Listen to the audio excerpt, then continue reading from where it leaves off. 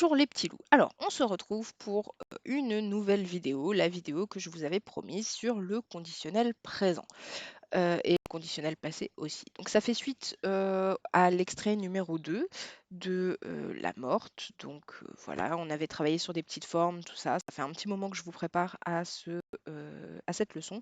Vous allez voir, elle est assez rapide, assez facile, notamment pour la formation. Voilà, donc sans plus tarder, on y passe. Et normalement, vous allez voir apparaître dans 30 secondes la leçon. Alors, cette leçon qui, bien sûr, sera déposée ou a été déposée dans votre... Ah, mais c'est pas le moment de bugger. Donc, pardon, dans votre dossier de classe. Et donc, vous pourrez la retrouver. Elle sera suivie d'exercices qui iront assez vite normalement.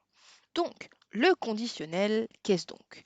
Certains vous diront que le conditionnel, c'est un temps, au même titre que le futur, l'imparfait, le plus que parfait, le passé simple, etc. Mais je ne suis pas d'accord. Pour moi, le conditionnel est un mode, je l'ai toujours appris comme ça, je l'ai toujours enseigné comme ça, et comme je suis votre professeur, vous allez l'apprendre comme ça, le conditionnel est un mode. Il comporte deux temps, le présent et le passé. Alors, qu'est-ce qu'un mode? Un mode, ça vous indique en fait plus ou moins la valeur des actions. D'accord? Le mode des actions.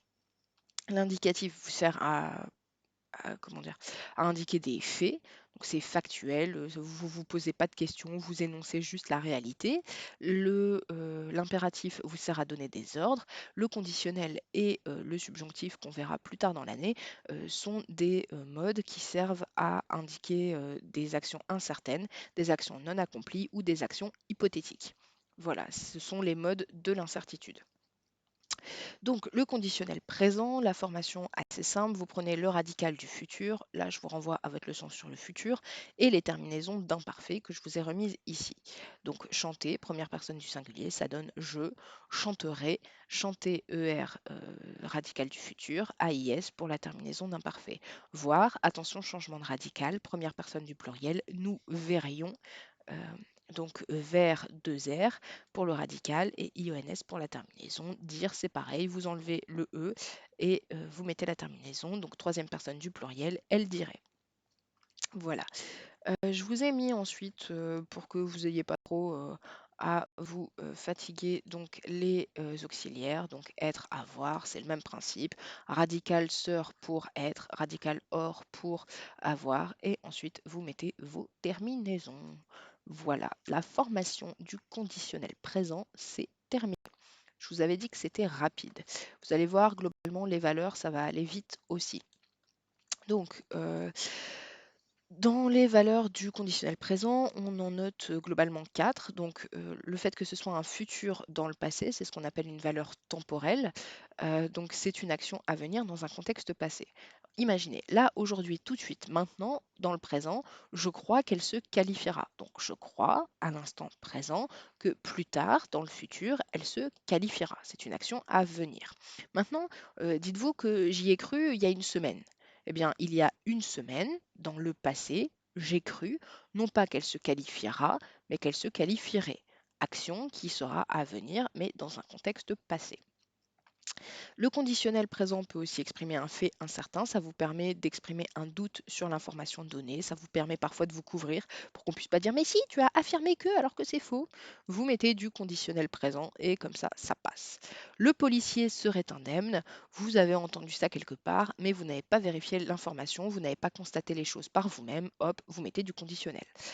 Si tu arrivais maintenant, je serais contente. Euh, Si ça vient à se produire, alors ça provoquera la joie, mais ça n'est pas sûr. D'accord? L'information, enfin, ça reste une hypothèse. Ça n'est pas sûr que tu arrives, donc j'émets un doute. Fait imaginaire, fait rêver, ça c'est assez facile. Si on vivait dans un conte de fées, on vivrait dans un palais, on aurait un tapis volant, etc. Les rêveries, comment dire, les trucs un peu improbables, etc. Conditionnels, parce que ce sont des actions non accomplies et qui ne s'accompliront pas. Enfin, sauf si vous avez un tapis volant, dans ce cas-là, je veux bien l'adresse. Enfin, la demande polie, le souhait, par exemple, vous avez besoin d'aller aux toilettes, vous demandez je voudrais aller aux toilettes, s'il vous plaît. Donc, on est sur un truc poli. Je souhaiterais que vous veniez en classe. Bon, là, j'exprime un souhait, ça me semble assez logique. Voilà conditionnel présent. Maintenant, le conditionnel passé. Eh bien, en fait, c'est assez simple aussi, si vous retenez que le conditionnel passé est un temps composé. Bon, là, je vous renvoie à votre leçon sur les temps composés. J'ai besoin d'un auxiliaire, être ou avoir conjugué au conditionnel présent, et d'un participe passé, le participe passé du verbe que je cherche à conjuguer. Exemple, chanter, première personne du singulier, j'aurais avec avoir au conditionnel présent, plus le participe chanter et accent aigu. Voir, pareil, nous aurions, avoir au conditionnel présent, vu, participe passé. Dire, kiff kiff, elles auraient avoir au conditionnel présent, dit en orange pour le participe passé. Là, je vous ai également remis les auxiliaires, je ne vais pas m'attarder dessus, mais voilà, j'aurais été, tu aurais eu, etc., etc., etc. Voilà, voilà. Ce qui m'intéresse moi vraiment sur cette leçon, parce que le reste c'est juste un espèce de jeu de puzzle, ce sont les valeurs. Le conditionnel passé n'a pas tout à fait les mêmes valeurs que le conditionnel présent, sinon ça servira à rien d'avoir deux temps différents. Le conditionnel passé peut exprimer un fait incertain dans un contexte passé. Il y a 3 jours, ils rentraient chez eux, donc je suis dans un contexte passé, mais ils auraient eu un accident sur la route. J'ai entendu dire qu'ils auraient eu un accident sur la route. Je ne sais pas, je ne suis pas trop sûre, mais voilà, je l'énonce quand même. Et comme c'est dans le passé, eh bien, je dois mettre un temps composé qui indique que je suis dans le passé, tout simplement. Le regret, c'est une action qui n'a pas été accomplie et qui provoque du coup du regret, de la tristesse, etc., etc. Il aurait voulu te revoir avant de mourir, mais ça ne s'est pas fait, donc regret. J'aurais souhaité te dire cela, mais je ne l'ai pas fait, donc regret. Enfin, ça peut vous servir aussi à effectuer une demande très polie. J'aurais voulu aller aux toilettes, s'il vous plaît, c'est beaucoup plus poli que je voudrais aller aux toilettes.